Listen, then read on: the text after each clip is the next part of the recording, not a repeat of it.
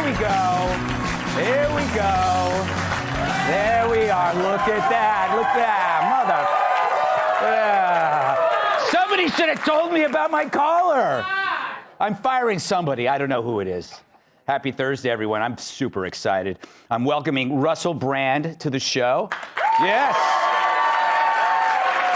I've been a fan of Brand for decades, ever since his talk show, Big Brother's Big Mouth. It's a show that was so outrageous, legal wouldn't even let us show it. Which sucks. But even at the start of his career, he was a brilliant brain in search of food at a time when the shelves were bare. But now Brand has made the most abrupt change in his career, in any career, since O.J. Simpson. Brand was a great comedian, successful actor, bigger than most rock stars. It helped that he looked like Rasputin had sex with Janis Joplin. They even had him play rock stars in movies because he was better at it than they were. And before he got sober, he proved no amount of drugs could take him down. So he's a comedian, TV star, movie star, married to pop stars, hyper-articulate, dresses like a shabby hypnotist, tall and handsome, the hippest guy in Shangri-La. I mean, he inspired me to get hair plugs on my chest. And what does he do? He walks away from it. He walks away from it like Hunter Biden strolling away from a stripper's baby. Literally, he lets it go. And for what? To do a podcast. Because you know we don't have enough of them. But he wasn't pushed. He wasn't a victim of cancel culture. No, it's the opposite. They didn't cancel him. He canceled them. And no one does that, ever. He dumped stardom. So who was the side piece he couldn't resist? Something called truth. Here's a taste.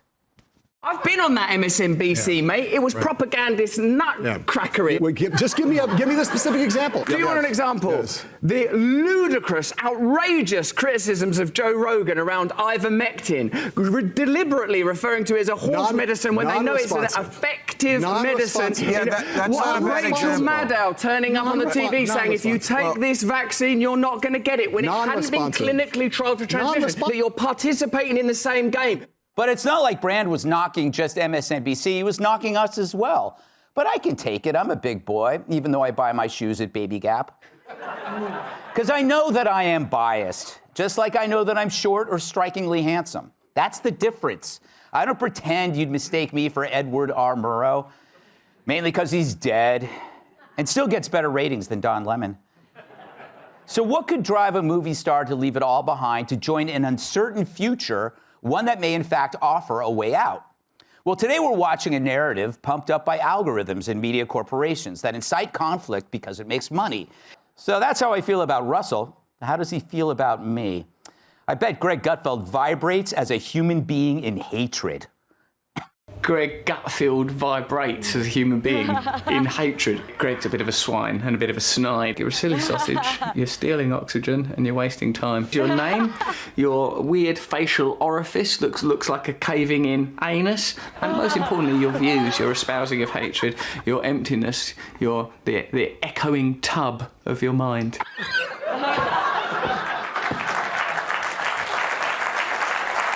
Very good. FYI, after describing my face as an anus, he received thousands of complaint letters, but from anuses. By the way, I consider that a compliment. The anus is very important. I can crack a stalk of celery in half. So, did I burn all my posters of him in a bonfire? No, because I remember that I had it coming.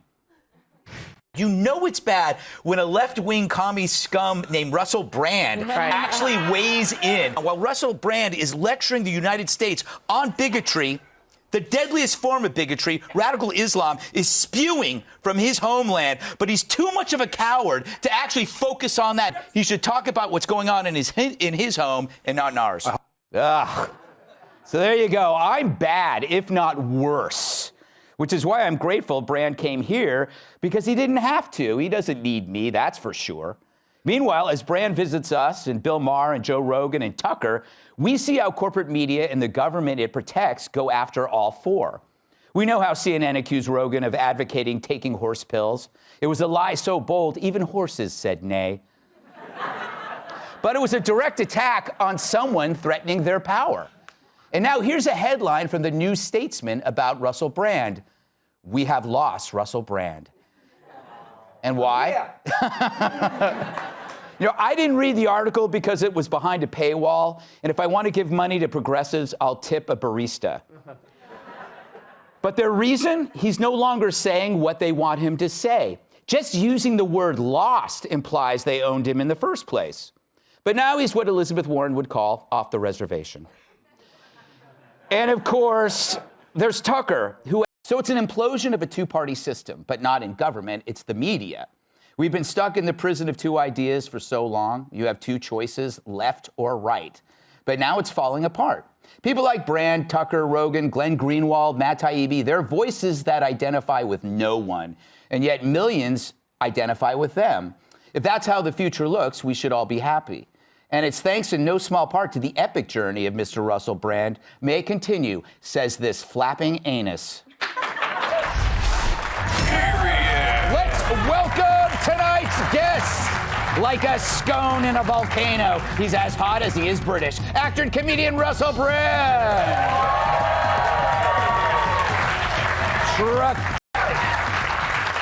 Russell, welcome to the show, finally. Do I still look like an anus? I've been looking at you throughout that monologue. Yes. And if you resemble any body part at all, it is the most valued one from a male perspective. Okay. There's nothing better than an insult. No, also, at that point, we were, albeit abstractly, at loggerheads with one another, discussing some issues around which we thought we were deeply at odds. But I can see over time, we've come to agree that, broadly speaking, decentralization and meaningful attacks of systemic power are the only way that America and the world can progress, to allow people to organize their own communities, to have as much individual and communal freedom as possible, to permit people to live as traditional or progressive lifestyles as they want to, and form new alliances is the only way that we'll be able to confront centralized, institutionalized power, and this is more necessary now than ever. And I don't usually say that to people if I think that they look like a bottom hole, Greg, so you should be flattered. Why, thank you. Emily, do you think I look like an anus? No. That's what this whole block is going to be about, by the way. Yeah. What do you make of this? Do you think the two-party system of the media is dead? Long time ago. I agree with Russell that the new alliances you spoke about, decentralizing these alliances and the points of power, we've seen how strong the liberal woke left refuses to let go of it, right? How strong they're attached to it. They agree that the system and people in power kind of lie to you, and we should be confronting that and be honestly searching for truth based on principles. Well, I stopped listening when she said I looked like an anus. Oh. You asked. Yeah. Last word, Tyrus. What do you think? You do. Yeah, thank you. Nice. Unfortunately, man, we've become like the mob. It all sounded good, though. Yeah. You guys are all on a roll. Thank you. I dug that. It's true. We need another weird, controversial celebrity death. Yeah, Russell. we're just coming off the Murdoch thing. And, yeah. What if you were to perish at Fox News? That would be an amazing story. I don't want to give up the gift of life simply to provide more fodder for the media. Rather I think we can all agree with that. The limitless glory and grace, the endless diversity, the sweetness of humanity. Yes. Just to give you a bit of a laugh, Greg. Yes. Just so that you can pucker up the sweet sphincter that is your visage. Yes. It's not just about laughs, it's about ratings. Up next, IQs are falling because schools are appalling. Watch a deer eat some grass? Yeah, that's the first thing you thought of. Well, he is an anus, after all. Are you worried about the IQ decline? Yes, I am. And actually, I've got a series of good points to make because education is fundamentally affected by poverty. And here are some facts to help us understand this. It won't take very long. And I'm doing this because I respect you and I love you. I'm reading out some actual facts, OK? I love you. If it gets boring, you can obviously stop me. And we could perhaps wrestle. That would be a brief... You gotta beat her first. I would prefer that order, Tyrus, to tell you the truth. Work the room. If I began wrestling with Emily, I might not get round to you. Could we prolong this for just another couple of decades. You are running out of time for your Tyrus facts. is waiting. Okay, so listen to this. According to Global Citizen, poverty is the main barrier to education in the United States. I want to draw your collective attention to the pandemic. I think we all understand that during the pandemic, education declined. Now, I can see that Greg's only got a 1 minute break, 1 minute to a commercial, so I've got to wrap this I also up. have other panelists, Russell. Huh? I have other panelists. Oh, thanks for coming. Now, listen, during that pandemic period, billionaires added $5 trillion to their fortunes. That means that during the pandemic, a new billionaire was created every single day, while extreme poverty increased everywhere, while small businesses closed everywhere. Now, I'm going to say something on Fox News that until recently would not have been possible. As president, Donald Trump's tax cuts helped billionaires pay less taxes than the working class in 2018. For the first time in American history, the 400 wealthiest people paid a lower tax rate than any other group. But check this out, Fox News viewers, because you're going to like this bit. In October 2021, Democrats scaled back plans for a crackdown on tax cheating, bowing to an aggressive lobbying campaign by the banking industry, while Joe Biden told rich donors on the campaign trail that nothing would fundamentally change if he were elected president. So like some of the great points in your monologue, other than that reference that I was a bit like Rasputin, although he was a pretty crazy, sexy guy, you made the point that it's the two-party system itself, and in particular the manner in which it is funded, that prevents meaningful change for ordinary people. And this education problem, while the jokes you made were about the culture, Kardashians, etc., really, education, if the state has a duty at all, it is the cultivation of young Americans, it is the protection of young Americans. This would be my point, Greg Gutfeld. Very good, very good. We're going to edit out about the last 2 minutes of that. No! That was the best bit! Let me tether it to some promo. Why not watch Fox News and other affiliated stations within News International? Now you can just use that! There we go. Emily, what'd you say? Make it fast. Yeah, Sorry. I attribute it all actually to screen time and social media. Throw in those the prepubescent and pubescent teenagers who are getting ostracized and canceled and told to kill themselves. That to me is the erosion literally of the brain and the depressive results that happen from that. That's why the IQs are so low, in addition to what you said. But I feel strongly that the social media, the screen time, that advent is the immediate decline of the IQ. Kat, last word. Yeah, I think some of it has to do with what we were talking about in the last block, because binary thinking is the enemy of critical thinking, because you're saying that there's only two options when actually there are limitless possibilities, and how they're worse. And that also leads to corruption in government, which stops from any help coming to the people, as you mentioned. There you go. All right, we got to move on. Up next, Republicans aren't stunned. A liberal wants them shunned. And so either he really believes it's not possible for people to ever change their minds, or he just wanted to show that he had the most liberal points. Like, he has the most points on his team. That, like, I'd have cut them all out of my life. Emily, do you shun family members who aren't attractive? Stop it. That's so messed up. I would. I don't want to be around ugly family members. They bring me down. They make me unhappy. Ugh. I can't even see them in my mind's eye. In your brown eye? In my brown eye. Thank you, Emily. She whispered it. Why'd she whisper it? She whispered it. Everyone's still gonna hear it. Because I'm secretly 10 years Say it proud. Just yell it. Free yourself, Emily. Because I'm Say secretly it again. 10. I'm not overtly 10. I've also got an alt pitch on that joke. He said mind's eye, you could do mind's anus as well. Yours was good, though. Really good. That means a lot. I appreciate Enunciate. that. Yeah, look, to carry that theme, the biggest are the ones that refuse to engage. They're the ones that refuse to have a conversation. What matters is your family, your friends, and your connection. If he can't rise above that to even have a conversation with them, then who the hell wants him at their Thanksgiving table anyway? Have you been shunned since you've kind of transformed yourself? Well, isn't it odd that the last time you and I interacted, albeit remotely and using too many expletives, you were calling me Marxist scum. Right. Now I'm a right-wing conspiracy theorist, and I feel like I'm saying the same thing, that centralised establishment power is a problem, that no one's doing enough to advance the interests of ordinary people. We need more democracy, not less, maximum power in our community, maximum amount of individual freedom. I think the difference for me, Greg Gutfeld, if I may say, is that my principles are derived from a faith in God, and you cannot love God and not at least operate in good faith in your dealings with other people, that you have to move beyond contempt of the opinions of other people that you're involved with. You have to be engaged in conversation sort of lovingly and openly. I remember continually, because I'm a stand-up comedian, that I don't know more than other people about their lives and their suffering, and there'll be reasons that they have their perspectives and point of view. And I think that, like you said in your monologue, other than those rude bits about me and Rasputin and all that stuff, you made the point that it was important for us to remain open to one another, to not close our minds. And in the clip that you showed 3 years ago, and like Kat was just saying, that binary thinking, it reduces our ability to analyse various perspectives. So I'm here because look, you made them jokes at the beginning, like about being a movie star and all that kind of stuff. I was not fulfilled by that life in particular. I'm from an ordinary background. I don't dress like it because I've got a little sexy thing called style. But, but like, I'm from Essex in England. Yeah. That's New Jersey, essentially, so that you understand it, because you're American. It smells better than New Jersey. It smells about the same. It smells of aftershave, but over body odour.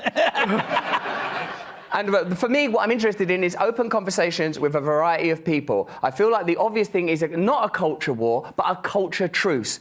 To allow people to live traditional lifestyles if they want to, progressive lifestyles if they want to. Why are we arguing about this anymore? It can't ever be one centralised system of authority that has the right to oppress any group of people on the basis of their personal, cultural, racial identity. All the while this is happening, we're not addressing the significant, important economic issues that mean that many, many people are suffering unduly. There you go. Tyrus? Last word. Coming up, was Fauci lax with COVID facts? Fauci said, please no speaking about the lab that's leaking. Medical freedom. Well, Fauci has screwed so many people over. The only disease he should be worried about is chlamydia. Don't look at me when you say that. I am interested in your body language has shifted now.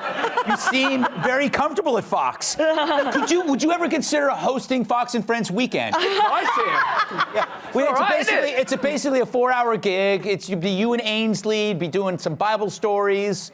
I think I'll be very happy here. Yeah. Just retract the chlamydia claim, and I'll show up on time.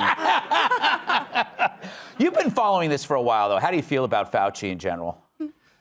I feel like that if that thing didn't come out of... I'll sit up straight. If that... It's out of respect for America. Yes. Like, look, the problem is if it came out of a laboratory, particularly with any economic ties to the United States of America, then I suppose it's a little embarrassing that people that have been charged with solving the problem were potentially involved in the creation of the problem, and it also diminishes our trust in those kind of institutions. Also, they, as those redacted emails show, were considering the possibility that it came from the lab at the time of its origin, and yet they chose to crush that narrative. But having said all of that, this market was absolutely soaking. Yes. It was so wet. Ugh, all that stuff everywhere, all over a market. Yes. Pooh-wee. It could have come from there. And it was innocent, that market. It was innocent. Yes, it was. In this case, yes, of all the other things you can get from the market, COVID wasn't one of them. So they always do this to us. They insult our intelligence.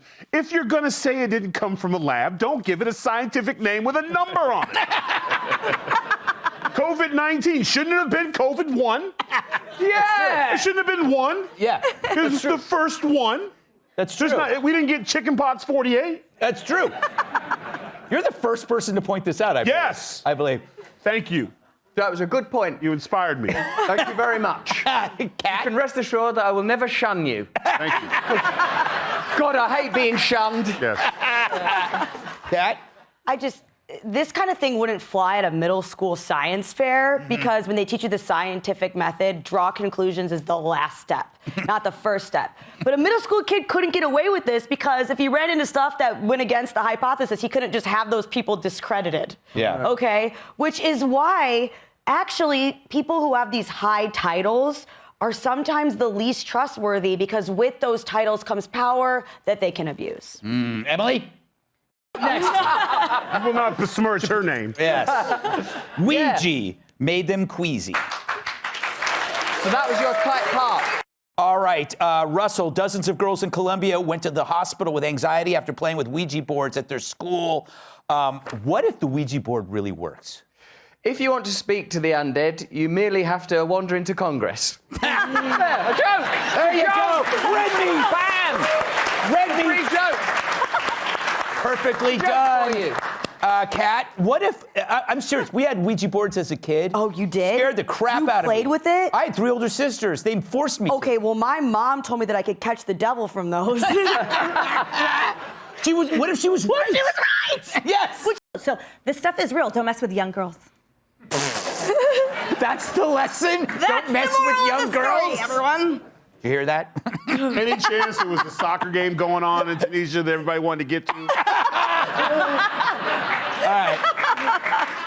We gotta go. We'll be right back. We're done. All right, be sure to catch Russel Brand's new comedy special on Rumble. If you haven't tried Rumble, you should join Rumble. Thank you, Russ. Thank you, Greg. You're welcome. Thanks, Emily, Kat, Tim, Tyrus, our studio audience. Bye.